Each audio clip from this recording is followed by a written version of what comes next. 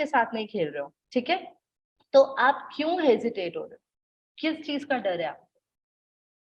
जाते जाओ जाते जाओ जाते जाओ। ज्यादा से ज्यादा क्या होगा, देखो ये हम ये रूल फॉलो करते हैं, या तो हम सेल करते हैं या तो हम ब्लॉक हो जाते हैं, सिंपल। अगर हम ब्लॉक हो जाते हैं तो हम किसी और के फोन से फोन करा देते हैं। हमने रात के 11 बजे 1 बजे 2 बजे भी सेल्स करी, we do that and we sell aggressively, ठीक है, क्योंकि हमें पता है आपका फायदा है, तो वी डोंट माइंड। अगर क्या होगा ज्यादा से ज्यादा, आप हमें ब्लॉक कर दोगे। अगर मेरे को आपने ब्लॉक कर दिया, दैट मीन्स आपको मेरा कुछ कॉन्वर्सेशन पसंद नहीं आया, या मेरा आपको टोन पसंद नहीं आया, मेरा तरीका या मेरी अप्रोच आपको पसंद नहीं है। कोई बात नहीं, किसी और की पसंद आ सकती है ना। ऐसा हो सकता है कि अगर मैं किसी और के थ्रू कॉल कर रहा हूँ, देयर आर चांसेस कि उनके कन्वर्जन रेशियो या कन्वर्जन चांसेस है वो इंक्रीज हो जाते हैं, और ऐसा होता है। मैं आपको लाइव एग्जांपल्स बता रही हूँ जो हमारे सामने सामने हुआ है। एक एग्जांपल मैं आपको अपना पर्सनल शेयर करती हूँ। देयर वाज अ टाइम जब मुझसे एक बंदे से बात हो रही थी, एंड ही सेड नहीं नहीं मुझे नहीं लेना, मुझे नहीं लेना, चाहे कुछ हो जाए, नहीं मुझे एनरोल करना ही नहीं है, आप रखो फोन। तो मैंने सिर्फ एक चीज का ध्यान रखा, मैंने कहा ठीक है fine, if you don't want to enroll it's absolutely fine, but you need to understand, आपको ये समझने की जरूरत है कि आप कहाँ का लॉस में जाने वाले। मैंने उसको एक्सप्लेन किया कि आपका नुकसान क्या है अगर आप एक्शन नहीं लेते हो, बाकी आपका कॉल है, इट्स एब्सोल्युटली फाइन, मुझे कोई दिक्कत नहीं, ठीक है। उसने फोन रखा, और उसके आधे घंटे बाद उसने मेरे टीम मेंबर को कॉल करके एनरोल किया।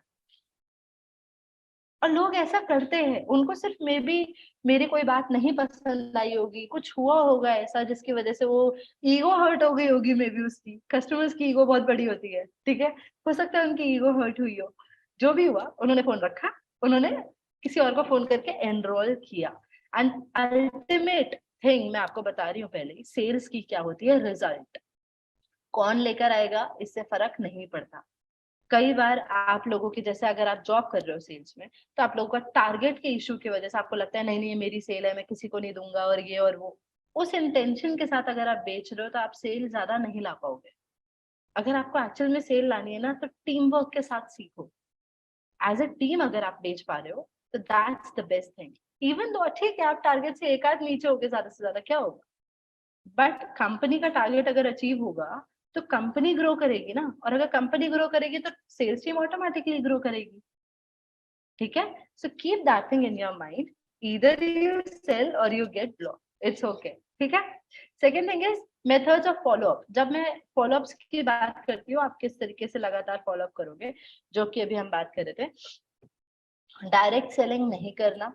आपने किसी को फोन किया, मैंने लेट से आज फोन किया, उससे बोला जी कल बात करेंगे, कल बात करेंगे, ठीक है कोई बात नहीं, कल कितने बजे करेंगे, इतने बजे करेंगे, ठीक है। आपने कल कॉल किया, उसने फोन नहीं उठाया, आपने शाम को कॉल किया, उसने फिर फोन नहीं उठाया, आपने अगले दिन फिर फोन किया, उसने फिर फोन नहीं उठाया, आपने उसे मैसेज डाला, ठीक है, उसने रिस्पॉन्स नहीं दिया, उसके अगले दिन नंबर चेंज करो, किसी और से कॉल करवा दो, सिंपल।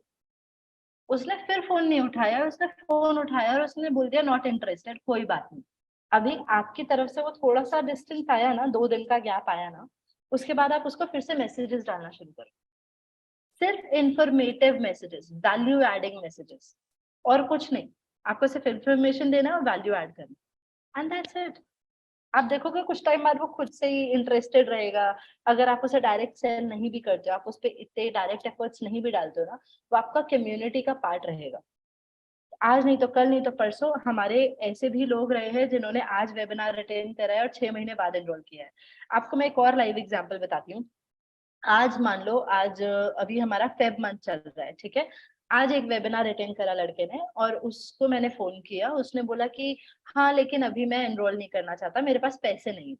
उसने 1 महीने बाद ही एक नई टीवी ली, बड़ी 40 इंचेस वाली टीवी ले ली उसने, ठीक है, लगाई, पता नहीं कितने लाखों की TV, and let me tell you, जो प्रोग्राम था वो सिर्फ 5,000 का था, and that TV was somewhere in lakhs, ठीक है।